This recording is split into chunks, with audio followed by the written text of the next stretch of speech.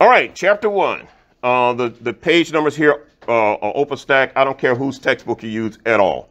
I don't care if it's an old one, a new one, slightly worn, dog ate it. I don't care. Does everyone follow? You choose it, you use it. All right. So we'll go through all of this material here shown on slide number 1. Physical phase and classification of matter, physical and chemical properties, measurements. I will be a stickler on measurements.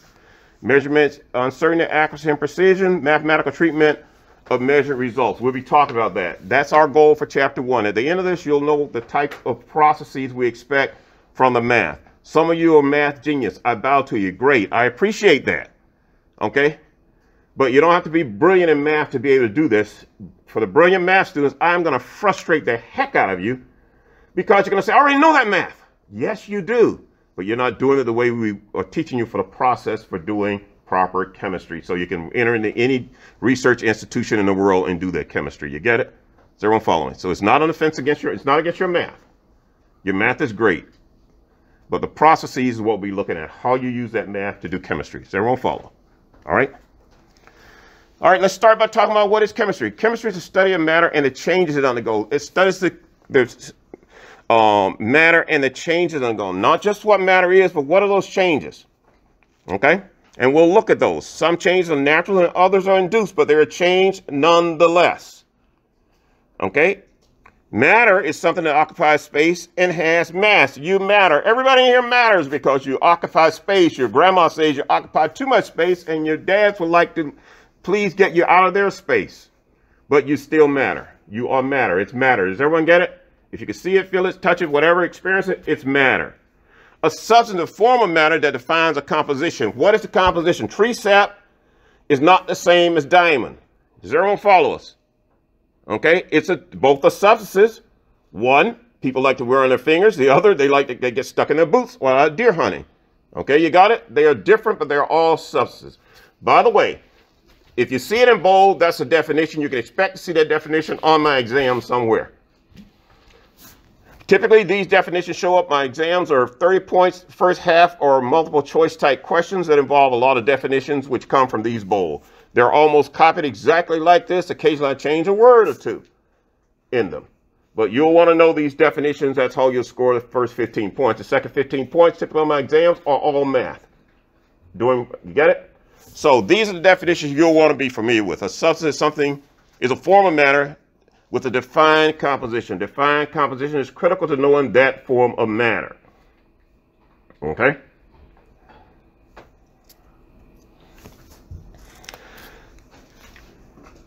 We have two ways we like to look at chemistry. We like to look at the macro, MAC, the large world, and the macro, the very small world. The macro world is what we observe. We see the rusting nail.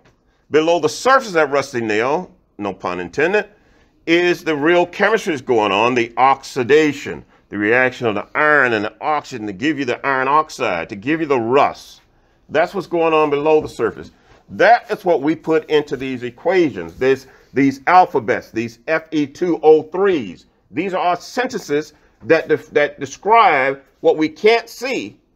So we put it into some form that we've agreed upon over the years. Okay? And that's what we have. So when we want to talk about rust and we walk outside, we see a nail, we say, that's a rusting nail. That's a rusting truck. Okay? All right? That's a rusting piece of metal. When scientists want to talk about it, they say there's Fe and O2. O2, by the way, make a note, is what we call diatomic. You will be learning elements, but I will not take time and tell you to memorize them. But I will say them enough, and you will see them enough that the expectation is that you're picking up and you're memorizing that O2 is oxygen gas. Not O, not O3, but O2. That specific substance is oxygen. O3 is ozone, the thin layer that's above the earth. O is diatomic oxygen, which occasionally interrupts the Chapman cycle of ozone, and interferes and creates a hole in the ozone over Antarctica. All different compounds, all different times. We can't see it, but we see the result of it. That's chemistry. Okay? Now, the scientific method is a systematic approach to research, to how we deal with the chemistries and the science. Now, I need to tell you something about the scientific method. It is not something that some person sat down and thought of and said, I'm going to write this out and write a process for this. Over time, chemists observed that the best chemists in the world were doing things, for the most part, by a similar process, but they were calling it different names. So over time, chemists decided, gee, why don't we standardize these names? We're doing the same thing. And this, if you will, is how we have the scientific method. Okay? Some will refer to it slightly different, but this in general is what we talk about. These are the definitions. Expectation that you'll learn these definitions and know when to apply them. Okay? Now, I should also warn you about this. The scientific methods sound like chemists were really lawyers. Okay? And they really were picky on the words. Okay? So be aware of that I will be picky on the words, but hopefully at the end of being picky, I'll show you the concepts so you'll really know what they mean. All right? We're good so far? All right. So there's this core set of principles that drives it, and it's kind of this hypothesis that we test all over again. This idea we have that, if I put gunpowder in a rocket, the rocket might be able to go to the moon. Something like that. You get it? Just a hypothesis at first. So, oh no, but you can't use gunpowder. You have to use some type of other material that's better contained. So you think of that and you count the liquid fuel and et cetera, et cetera, et cetera. Oh, we're going to need something for a little bit more bang for the buck. Oh, then you want to use compounds that have this composition. Those are all hypotheses. You get it? And we test those hypotheses. Okay? So we observe some things. Okay? We find a way that these things are represented, and we interpret what that means. Okay? So these are all hypotheses. All right? You get it? Observation. I haven't seen my boyfriend in months. What's that represented by? No phone calls, no texts, no WhatsApp, no What's Up, whatever the other app is, etc. Interpretation. Uh-oh. He's not my boyfriend. Okay? All right? Does everyone get it? By the way, I make no reference to boyfriend to whom. You get it? To male or female. Your business. Got it? But that's the representation of it. Then you interpret it that way. So you test it by sending a text and get back, yep, we're done. You get it? Similar type of thing goes on in science. We make these observations. There's some representation that we use to talk about them, and then we interpret it. We test it to see if it's true. That's the scientific process. And here are the principal terms that we use to describe it. Let's start by going down the center here, the diagram, then we'll talk about the words on the left. Okay, should be able to point. Can you guys see my mouse? Okay, good. Then I'll use it as a pointer. So we have these observations. Based on those observations, we create this something that, kind of this might be true. You don't know this true or not, but it's a good idea. A good guess based on what you've seen. And then you run this experiment. The experiment there is to test it. And you run it back through the loop a few times and you refine it. And you play with it enough until you say, aha, I can reach a conclusion. Now I can develop a theory about that. That when I don't hear from my next friend, maybe we're done again. That's your theory. You get it? Just using that as an example. Hopefully that's not offensive to anyone. But after a while, these observations become they become law. Law would be if I jump off the table, I'm going down, not up. That's a law. Does everyone follow? Okay. The law is if I get caught in the school zone above the speed, I will get a ticket. These become law. Okay. The law is if I stand outside in the rain, I will get wet. That's a law. everyone follow it? If I don't take any form of nutrition for a period of time, I will not live. Those are all laws. Okay, those are not hypotheses, that's a law. Because they have proven themselves to be correct and true more times than they've failed. Today's lecture will be mostly this, looking at definitions. Okay, it tends to be a bit boring, but hang in there. We'll get you through it, okay? So let's take a look at the verbiage on the right. Observation, facts obtained by observing and measuring events in nature, or in the system, or in the experiment, okay? You've taken some facts from it, okay? You have to have some data, some facts, not just an intuition or a hunch. A hypothesis is a statement that explains what you have been observing, okay? You observed that you had one gray hair. You guys wouldn't know anything about that. I used to know about it. Not very much anymore. Gray hair or no hair is no problem for me, bud. But observe that you had a gray hair once. Gee, next week you had two. Gee whiz. Time to go to the CVS, right? And get that color put in there. You get it? Because that means you're probably getting gray, okay? And you notice that it happened with your calendar birthdays, you might be getting older too. You get it? These are the things. The experiment is, I'm going to keep an eye on that spot. Matter of fact, I'm going to pull that gray hair out and then got to look again, and guess what? There's going to be two new ones there tomorrow and the next day, and etc. Okay? Theory. You get it? All right? Explains the observations using experimental results. I'm getting old. Here are some examples. This is restating what we just said to you. Hypothesis is an educated guess based on the observations. It's a rational explanation. It has to be rational. It has to be rational. Okay? It's not rational to assume that someone could jack all the voting machines in the United States of America, of which 30% of them are hooked to the internet. That's pushing it a little bit. Okay? You may believe it, but that's not rational. It may be true, but it's not irrational. That's hard. You get it? Usually it can be supported or refuted by continued experimentation or observation.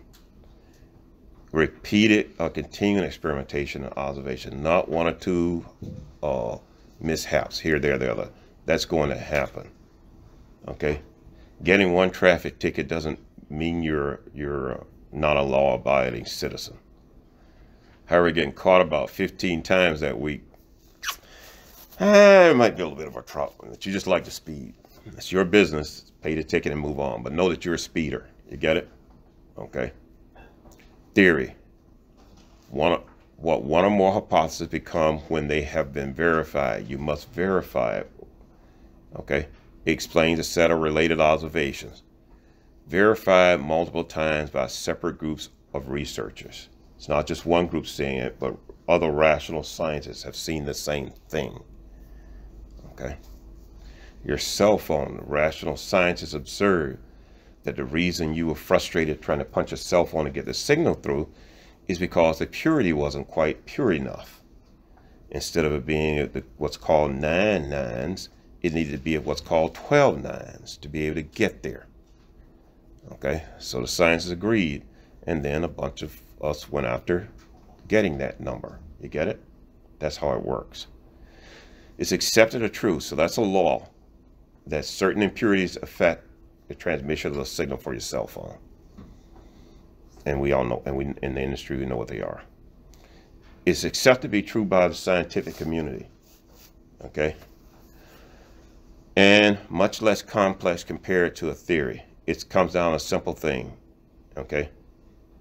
You jump off the table, you go down and not up. You get in the water, you get wet. You play with fire, you get burned. Comes down to those simple principles.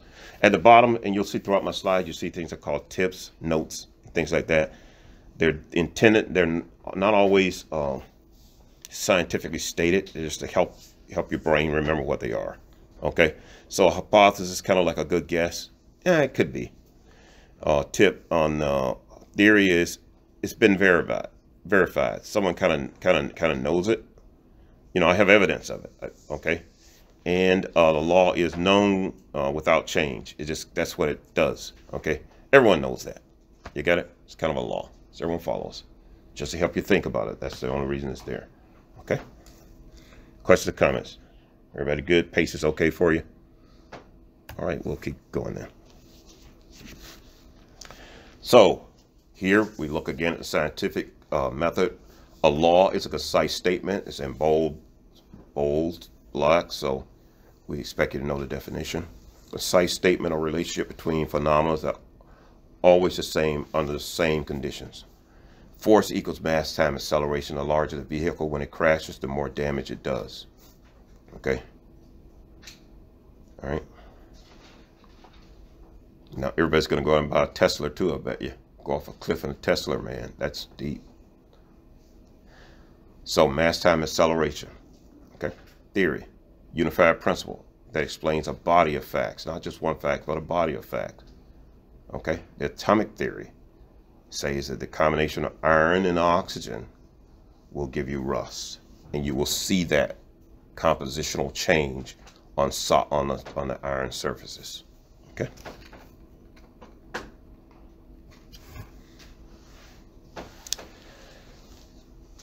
Now we're going to talk next about identifying matter. We will get through all of these slides today, and we'll let you out. We will not do a recitation today. Typically first day, everybody's still getting it together, figure out what they want to do, okay? But the next, whatever next Wednesday will be a recitation. I suggest you might want to start thinking about homework and stuff like that by then. That would be my suggestion to you, okay? It'll be right after the lecture. If not, you just come to the next recitation, which will be whenever it is, okay? Matter, anything that occupies space and has mass. Mass, measure of quantity of matter. The SI unit you will want to know is kgs, kilogram. It is not gram. That's a trick when I put it on the exams. Gram is going to be on the, I'm going to ask the SI units for mass. You're going to see grams on there. You're going to see kilograms on there. I'm putting grams on there, so tell me everybody was not in today's lecture right away. Anybody missed that one, I know you were not here today, or you fell asleep, or you just don't give a rip about what I said, okay? I'm going to talk the same either way, whether you fall asleep, snore, just don't snore too loud. So, kilograms is the standard. Do we use grams? Absolutely. Are they important to science? Absolutely. But the standard is kg. Please make a note that we know what the standards are, but in practical operations, we don't use them as often. It depends on laboratory to laboratory. We still use the metric system a lot when it comes to units in science. That's just how it is. Okay, but you should know that the standard is kg. You'll see that also in the ACS exam. It's always on there. Weight. Weight is not the same as mass. Weight involves the force of gravity on the object. Since weight depends on gravity, it can change from location to location. You want to lose weight right away, go to Denver. Okay, higher altitude, you'll lose half a pound or so. Okay, depends on who you are.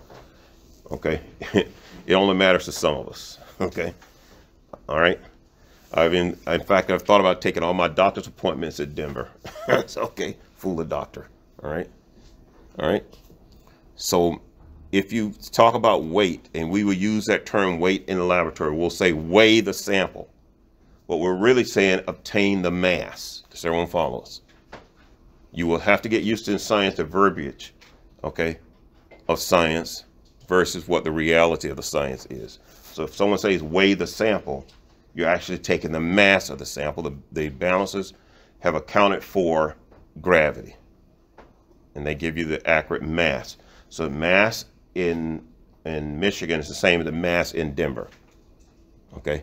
But the weight is not the same, okay? Mass is what's called an extensive physical property. You will see that, okay? What that definition means as we go. So let's look at these classifications of matter. We have 4 here. There's a 5th. where we look at these deposits on the left side. But for the most part, in Gen Chem 1, we will only look at 3. We will only be concerned about solid, liquids, and gases. Okay? Those will be the 3 that we're concerned about. Okay? So we will only look at those 3. We will mention plasma, but we will only really concern ourselves with solids, liquids, and gases. Go to Gen Chem 2, you'll get the plasma on the other side. These are all the forms of matter that we will discuss. So everyone follow us. These can be divided into 2 sides. I should have warned you too, by the way. I always sit when I do my lectures. I do it on purpose and I read my slides. I made the slides, I get to read them. That's how it works. Okay? Does everyone follow? All right. And I sit because my knees like when I sit. Okay? All right? All right. So hopefully that won't disturb you. All right. Matter. 2 divisions of matter, and you will be quizzed on this. This chart, you look at it, you'll see questions on the exams that come directly from this chart, that look like this chart. Look like I took the chart and put it on the exam. When we split matter, we have pure substances and mixtures. On the pure substance side, we have elements or directly single compositions made from those elements. Take a look at the periodic table on the far on your right. Here's what you want to know. If it's directly on that table, it's a pure substance, period. Don't second guess it. Follow? If you can see it on the periodic table, it is a pure substance. Don't second guess it. You'll get that one right every time. Anything from the periodic table, just like it is on the periodic table, is a pure substance. Okay. Any compounds made from combinations on the periodic table, compounds is a key word. Chemistry goes on between compounds, is also a pure substance. So we make magnesium oxide. I look on the periodic table, I see magnesium, I see oxygen, but it's not magnesium, it's not oxygen anymore, it's magnesium oxide. Therefore, that is a pure substance. I see hydrogen, I see oxygen, they're both on the periodic table, I put them together, I get H2O. That is a pure substance. Okay? But if I take water, well, let's take another example. I take carbon, I take some oxygen, I take some hydrogen, I put it together, I get a fatty acid. Okay. That fatty acid by itself is a pure substance. The carbon and the oxygen and the hydrogen by themselves are pure substances. If I take that fatty acid and I cook it up with some other fatty acids and then cook it up with some other materials, it becomes a tar, or it becomes resin, or it becomes tree sap. That, even though it's pure tree sap, is not a pure substance. So everyone follow us. It is a mixture of a bunch of pure substances. Sounds a little bit double talk, but that's how we think about it. Okay? So everyone follow us. So if it's an individual substance from an individual compound from the periodic table, it is pure. If it's a compound that's been woven into other materials to make a new substance, then that is not a pure. That is a mixture. And that mixture can be homogeneous, meaning you can't take any tweezers and pull them out and separate them. Heterogeneous, I can put them in and separate them. Okay? All right? For example, pulp orange juice is heterogeneous because I can take the pulp out with tweezers and drink the liquid, or I can strain it out and get it. Okay? An egg is a heterogeneous. It has the yolk and the white stuff. Okay? Get it? All right? Blood is heterogeneous. You spin it down. That's why they spin it down at the lab. So they spin down the blood. That tells them right away that it's heterogeneous because they can spin it down. If you can spin it down and it separates out, it's heterogeneous. Salad dressing in Olive Garden is heterogeneous. You can spin it down. Doesn't taste as good when you do that, but you can. Okay? So you have homogeneous and heterogeneous. A mixture can be separated by physical means, by tweezers, by straining, by centrifuging, okay, by washing, right? But a pure substance can only be separated by chemical means. A material that's often thought of as a pure substance, but it's not, is like brass, like your pennies and like brass. It's a combination of copper and zinc. And it's still copper and zinc that's been melded together to make what's called an alloy. So if you're ever asked about alloys, those are mixtures. They're not pure substances. So if you see this is a metal alloy on any standardized exams or anywhere, metal alloy, okay, is a mixture.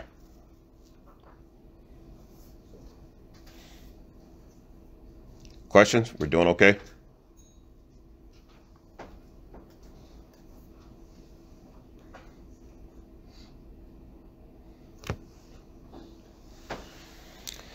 So here we repeat that to you. Hopefully give you a slightly different visual of it. Element is a substance that cannot be separated into simplest substances. It's by chemical means. Everything on the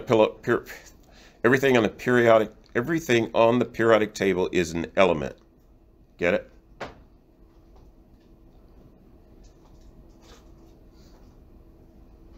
A compound is a substance composed of atoms of two or more. The term atoms, by the way, I should warn you, the terms atoms and elements is often used interchangeably by chemists, so you want to listen to it very carefully. When we talk about atoms here, we're talking about elements, counting the number of elements. Later on, we'll talk about specifically subatomic particle atoms, which will be composed of protons, neutrons, and electrons.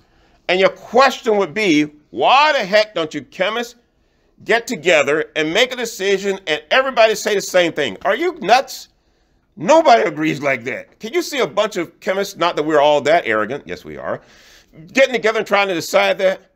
And by the way, a lot of the language in chemistry was developed by a bunch of drunk Germans in bars. What did you expect? You get it? You're going to see it, folks. Get used to it. Does everyone follow me? You're going to hear interchangeable. I'm going to talk about the interchangeable to get you used to it. That's how the language is. The language is important. Here when we say atoms, we're talking about counting those elements on the periodic table, not protons, neutrons, and electrons. Does everyone follow us? Atoms and elements is used interchangeably more than any other term you'll see. Okay? So be aware of that. So when we say atoms here, we're not talking about subatomic particles. These are the elements. The atoms of two or more elements chemically unite in a fixed composition. It has to be fixed. H2O is water, not HO is water. Okay? Neither is H2O2 water. Get it? All right? Pure substances may be elements or compounds. That's it. Here we just show you the periodic table. Now I want to make some notes on this to prep you for the future. I'll do this occasionally. I tell you things that's coming down the pipe so you can get it fixed in your mind already. So this is our periodic table, and what we're talking about, anything off this table is pure. Okay? Let's see. Just gonna get it to change my. I'll stick with the black. That's fine. So what we find, this is the natural state of all the elements. However, the true natural state of the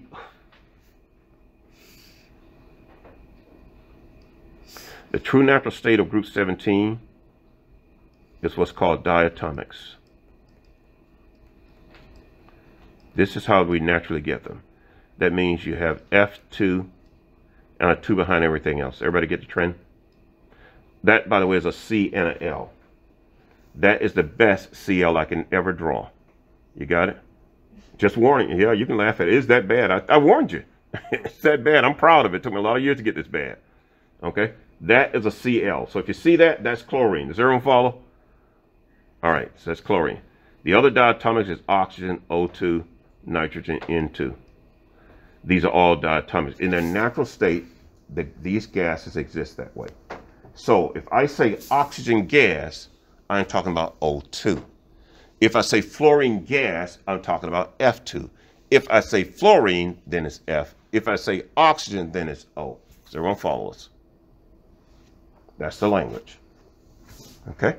These are called diatomics. They exist in a natural state with a 2. Okay? Iodine, by the way, and bromine's a liquid and iodine's a solid. So if I would say bromine liquid, then that means it's Br2. If I say bromine, then it's Br. If I say iodine solid, then it's I2. If I say iodine, then it's just an I. That is the language, and we'll do that to you as we go. All right? So anything in this periodic table is pure. If we make compounds from this, they are pure. If we take those compounds and blend them to make other substances, then it's impure. Okay?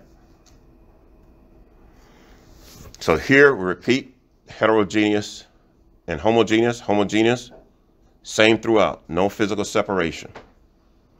Okay? Smoothies are not homogeneous. They're heterogeneous, but they blend them pretty good till they approximate homogeneous until you let it sit for a little while and you see the water starts to drift up to the top. Okay? Heterogeneous, okay, is gumbo, chicken noodle soup. That's going to be heterogeneous. Okay. Sweet tea, that means tea and water. Unsweetened tea is homogeneous. Sweet tea is also homogeneous until you cross into the southern states. In the southern states, it's liquid syrup, okay? Sweet tea there is, if you don't see sugar on the bottom of your glass in the southern states, it's not tea. So it's heterogeneous. So if you see me say sweet tea, we're going to assume that we're in the northern states, okay, where it's homogeneous. Does everyone follow? But if you happen to be from the southern states and you say, by God, I know it's heterogeneous, I'll have to give you points, okay? Because you would be right. Point here is you have to look at the state as it is, not how you think you want it to be. That's critical when you do your science. The biggest mistake you will make in here is you'll start to look at things the way you want them to be. And I am so ridiculously rigid. I'm a robot and I'm very anal. I will look at you and I will say, sorry, you're not getting the points. Okay? Because we will be following the process. Does everyone follow us? All right? I also like to apologize to all of you brilliant AP students and honor students. Okay? Because you're going to tell me, well, my professor told me that and he was right. My high school teacher told me that and he was right.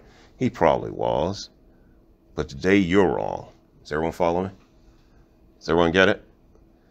That's what happened with homogeneous and heterogeneous. That argument comes up quite often. Okay? If you can microscopically remove with microscopic tweezers, then it's heterogeneous. I don't care if you can't see with your eyes. Does everyone follow us? If I drop an eyebrow in a glass of Kool-Aid, I can't see it, but it's still heterogeneous. Does everyone follow us? It's not about the concentration. It's about the property. Got it? You want to hang on to that, okay? So here we play a few games with it. So identify each of these as pure or as mixtures. We have a little bit of a cheat sheet at the bottom that you can play with this, to figure this out too. You might want to start it slide because it kind of helps if you're struggling with this. It kind of gives you a cheat sheet of how to figure it out, kind of as a decision tree. Paste and tomato sauce is a mixture. I think most people would just agree with that, right? Without thinking about it much. That's a mixture. Aluminum foil is a pure substance. Helium is a pure substance. Air is a mixture. Air, it's a mixture of 78% nitrogen, 21% oxygen, and 1% other. This other is the stuff out of my truck's tailpipe, okay? And other things from factories, etc., etc. This is the pollutants. This 1% is what's causing the problem in the ozone, by the way. Your great grandma's hairdo, which you had the big hair all out here, which you sprayed it. Yeah, it's still up there. Okay. That's the 1%. The oxygen is there, the nitrogen is there to dilute the oxygen so you can breathe it well. But occasionally grandma needs a little bit more, so they give her an oxygen tank. And now they make these nice looking sexy oxygen tanks that these grandmas be wearing on their shoulders, right? Yeah, grandma put them on with her heels. I say, yeah, there you go, grandma. Okay. So they wear them, they need it, get it? To reblend their mixture. But it's still a mixture. You get it? But their mixture needs more oxygen. That doesn't change that it's not a mixture. It changes the composition of the mixture. Okay. Here we have the decision tree. We ask, is there only one substance present? If the answer is yes, pure substance. If it's no, then you move to the mixture side. So everyone follows? Don't have the no's on here, so just have the yeses. If a pure substance, can a substance be broken apart by chemical means? Yes. Can be broken apart by chemical means? Yes. That yes is in the wrong place. I'll change it. Okay. If a pure substance, can the substance be broken in further in the chemical means? Yes. So it's going to be this is going to be a compound. Okay. No, then it's going to be here. I'll change them. Don't worry about it. You'll see that sometimes it'll make typos. I'll just move them about. We'll correct this for you. If a mixture is a simple compound, then yes goes here for the red. Got it? I'll probably rewrite that one to A and a B section to make it a little clearer for you. But try this decision tree and see if it works for you, okay? Hot Fudge Sundae, heterogeneous, baby shampoo, homogeneous. It better be. If you try to sell a baby shampoo that's heterogeneous, no mom in the world will ever buy it. Okay? All right? So it has to be made. Baby shampoos will not sell if you see any particulates in it at all, even if they're good particulates. Okay? Doesn't matter. Okay? Won't sell. Homogeneous, sugar water, peach pie is heterogeneous. By the way, my background is industry. I spent a lot of years in industry, and I retired and got bored and figured I could come to a school and tell my jokes with students. So that's why I'm teaching, trying out my night material. It's not working so far, so I'm going to keep this job. All right, let's take a bit of a breather break. We'll do that occasionally. You'll see it throughout here. We'll say soft pause. That just means take a little bit of a break, stretch, do whatever you need to do. This is also a time when we'll open up our discussion app. In your Canvas, go to your electronic device, you'll find discussion. It should say, I don't know, I don't remember whether I say pop quiz or discussion, but it's going to be in the discussion portal in your Canvas. You want to get used to that. So you can find it. If someone else can't find it, ask one of your neighbors. They'll know better than I will. Is it the syllabus agreement? Nope. It's going to say discussion. Okay. It's going to say chapter 1, lecture. Let me just find and see what the real name is now. Chapter 1 pop quiz. Yeah, chapter 1 pop quiz. That's what you'll find. Thanks. So chapter 1 pop quiz is what you'll want to look for, and what'll happen, you'll open up. I'm going to ask you a couple of questions, and you're going to answer them. What just happened?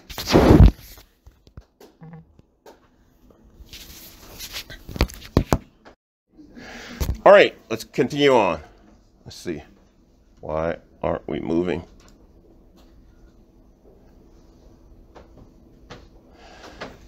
Okay, a reminder, what are the states of matter? Let's compare them again so you're familiar with them. We know a state of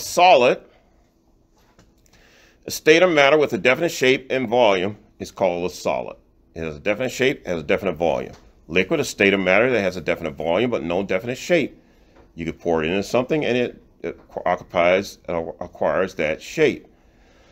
A state of matter that there's no definite shape, no definite volume is a gas, but that gas will also fill the space. You'd put a drop of gas at the front of the room, it's all in the room. Before long, it's in Asia as well. Just the way it is. It spreads forever. Get it? Okay, and it just gets diluted as it goes. So it's compact, it's less compact, it's the least compact. just a little bit of a tip. It sits, it flows, it flies. Okay, that's all you know. Okay, all right. Plasma, gaseous state of matter, contains appreciable amount of electric charge. Plasma, unique property, distinct from ordinary gases. It's not really just like ordinary gas. It is going to have a bit of a charge to it, a little bit of a kick to it. So you think about it, it electrifies. If it electrifies, it's a plasma. Okay, lightning. Okay, that's basically where you get the idea of your plasma TVs or your plasma displays. Okay. You can learn, you can deal with that on your own. The law of conservation of matter says simply you can't make anything, you can't destroy it, you can transform it. It's always here. Everything about you, every material piece of you will always be here throughout eternity, just how it is. It just will be in a different form. The law of conservation of matter, there is no distinct change in the total quantity of matter present when matter converts from one form to another. When you burn the wood, you get charcoal, but you also get carbon dioxide. If you completely burn it properly, you get carbon monoxide, which is poisoning, which is what happens when you're in your deer blind with the propane tanks that aren't properly set with the right amount of oxygen filled. You get carbon monoxide. So you want to make sure that your tanks are set well, and you want to occasionally open your deer blind, deer blind, and let in a little bit of oxygen, because you will produce carbon monoxide. That's just how it is. Okay. It's got to go somewhere, and when it comes out, it loves to go to your lungs. Nice place for it to hide. It's going to just stay there until they flush it out with appreciable amounts of oxygen. Okay. Then that carbon monoxide is going to go somewhere. It's going to go into the 1% that's up in the air somewhere eventually. So everyone follow. It all stays here. So you cannot create or destroy matter. It may be transformed into another form, but the mass balance will be the same as the original mass. This is true both for chemical and physical changes. Whatever change it is. Think of the physical change, you can see it faster than you can the chemical, because the chemical will transform into something else that you can't see. All right, like some other gases. Okay. Physical, you can crush it and still see it, or tear it and you still see it. A physical change, a physical property, which is what we're talking about now. The characteristics that are that enable us to distinguish one substance from another. We either say it's a physical property or it's a chemical property. And you'll need to know these. They're in bold blue. You'll need to know these definitions. A physical property is a characteristic matter that is not associated with a change in chemical composition. You tear it, you crush it, you sieve it, you shred it. Okay? Shredding paper does not make it lighter. Okay? So shredding your paper and pouring it in the trash can does not make it lighter. It just puts it in smaller pieces. Okay? Example, density, color, hardness, melting, boiling points, okay? Electrical conductivity. These are all just physical changes, okay? All right. Chemical, example of flammability, toxicity, acidity, reactivity. If it sounds like you reacted, it's chemistry. If it sounds like you just changed the appearance, it's physical. It's that straightforward. Any questions? How are we doing? These are all definitions that I'll leave to you to learn on your own. We will be applying them throughout the rest of the semester. Physical change does not alter the composition or identity of the substance. Ice melting is just water. Sugar dissolving in water is sugar dissolving in water. Chemical change is when you caramelize the sugar to make your caramel for your desserts. Some people are better at that than others. Some are actually downright horrible. Okay? A chemical change alters that composition. Hydrogen burns in air and forms water. Okay? Here we summarize these for you. I'll leave to you to go through these, but this is a good checkpoint for you for all your chemical and physical properties. I do expect you to know them. There's not much else I can say about them except read them off until you memorize the definitions. So, but a little bit of a tip for you when it comes to physical side, it has to do with appearance and cosmetics. Okay? When it comes to the chemical side, it makes something new. Ready? Here's an example for you. Ready? If, I can't use me because I don't have any hair. If someone else with hair were to dye their hair, is that chemical or physical? Come on.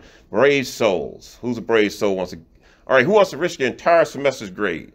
on that question? Come on. Chemical or physical? What is it? Physical. Right. There you go. He just risked his entire semester grade. I'm going to remember that. All right. Got it? It's physical. People like to say chemical. Now, there are some dyes that they are developing to do chemistry. If you bleach your hair, then it's surely chemical. You get it? But dyeing your hair is simply coloring, like painting the wall. Someone say, heck no, you're wrong. No, we're right on that. Coloring. They will add chemicals to the colorants to activate the hair so it can attach to it physically better. It's like using sanding paper to do the walls. Okay? So it's chemical sanding so it can stick better. So keep that in mind. I typically like to put that one on the exams too, by the way, about the hair. So people who dye their hair are just really adamant about that being chemistry. And that's okay, but you're going to lose the points if you say it on this exam. Okay? Same thing here, physical change and chemical change and physical properties, same thing. Is appearance just cosmetic? Is it, or does it make something new? You will want to know those. So you will want to review these to get these firm because you will be asked questions. Again, you have about 15 questions, multiple choice questions on the exam itself that come from this type of thing. Then you have at least 15 on the homework and the extra credit. Half of it's usually that way. My extra credit and my homework looks like my exam. So you got to take my exam twice before you have to really score up. If you do the homework and the EC, it gives you a good idea of how I think and what to expect every time. It's not anything new or anything like that. Okay? It's going to look like it. So everyone follow. So you will want to do the homework and EC in this class if you want to score well. Here, show you some examples. Ice melting is a physical change. Copper is a shiny metal, it's physical, it's just shiny. Paper can burn, that's chemical. If I put bread in a toaster, is that chemical or physical? If I put bread in a toaster and press the little button, the little thing down, is that chemical or physical? Physical. I heard physical, chemical. Who wants to bet your grade? What you're going to bet your grade on? I said physical because it's still the same substance. All right. Anybody disagree? It's chemical because you burned it. You changed it. Changed the outside composition. Does everyone get it? Toasting the bread, it changed the outside, right? And you get really bad toast. What do? You scrape the char up, the carbon off. That's chemical. Bread in a microwave. I put my bread in a microwave and press the dial. Chemical or physical? I'm sorry? Chemical? We got one chemical. Who's betting your grade on chemical? Who wants to bet the grade with my man back there? Now I know who I'm going to play the lottery with. All right? Who wants to bet? Look at that. He's like, yeah, he's not betting his grade on it. He's not betting his grade with you, okay? All right, that's got to be physical. All it does is it heats up the water molecule. The molecules rotate around. They bump into each other so much until they create heat. When that heat it heats the bread. If you burn toast in a microwave, I will never eat at your house. I'm sorry, it's really bad. That's terrible, okay? If you get chemistry out of bread in a microwave, you're good, okay? You should get a research grant because it's physical. Just because it was warm doesn't mean it's chemistry. Does everyone follow? It must physically change the composition. Does everyone follow us? Got it? A magnet removing iron is physical. Burning a candle is chemical. Ice melting on the street is physical. Toasting a marshmallow is chemical. Cutting a pizza is physical. Iron rusting in an old car is chemical. Does everyone get it?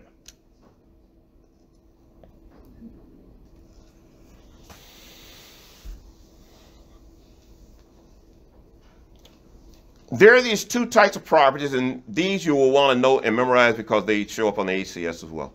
We will be having an ACS final. This intrinsic and extensive is a favorite on most standardized science exams. Extensive property of matter depends on how much. So it's how much is there. You got it? Mass is how much, length is how long, volume is how much. These are called extensive, meaning they don't care. You must know how much of it is there. Follow? You absolutely must know how much. Okay? Intensive property, okay, does not depend on how much. The density of water is 1. That's how it is. The temperature is hot or 32 or 37 or whatever it is. Okay? If you got COVID, it's above 37. And I'm talking C. Temperature here, color, okay, is intensive. This red is red. Follow? It's blue is blue. Doesn't care how much blue it is, it's blue. Okay? You'll need to know those definitions. Here we show you some other examples of these, and that's all it is. So just a tip, size matters when it comes to extensive and intensive property. It is what it is. It's just how it is. Okay? All right?